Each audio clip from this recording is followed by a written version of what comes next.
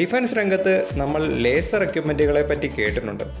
എന്നാൽ ഈ അടുത്ത് സ്പേസിൽ നിന്നും ഒരു ലേസർ ബീം ഡിറ്റക്ട് ചെയ്തു. 8 ബില്യൺ ലൈറ്റ് ഇയേഴ്സ് അകലെ നിന്നാണ് ഈ ലേസർ ബീം ഉണ്ടായത്. ലോകത്തിലെ ഏറ്റവും വലിയ റേഡിയോ ടെലസ്കോപ്പായ സൗത്ത് ആഫ്രിക്കയിലെ മീർക്യാൻ ടെലസ്കോപ്പാണ് ഈ ലേസർ സിഗ്നലിനെ ഡിറ്റക്ട് ചെയ്തത്. ഇൻട്രസ്റ്റിംഗ് ആയ കാര്യം എന്തെന്നാൽ സ്പേസിൽ നിന്നും ഇത്രയും സ്ട്രോങ് ആയ ലേസർ ബീം ഡിറ്റക്ട് ചെയ്യുന്നത് ആദ്യമായാണ്.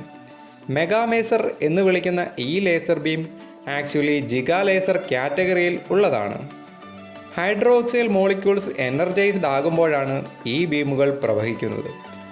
2 ഗാലക്സികളുടെ കൊളിഷനുകൾ കാരണമാണ് ഈ ലേസർ ബീം ഉണ്ടായതെന്ന് ആസ്ട്രോണമേഴ്സ് കണ്ടെത്തി.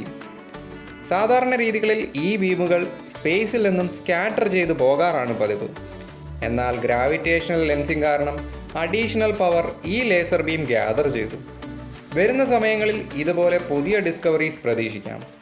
ഗൈസ്, സബ്സ്ക്രൈബ് ആൻഡ് ഫോളോ കൂടി ചെയ്ത് സപ്പോർട്ട് ചെയ്യണേ. വീണ്ടും കാണാം.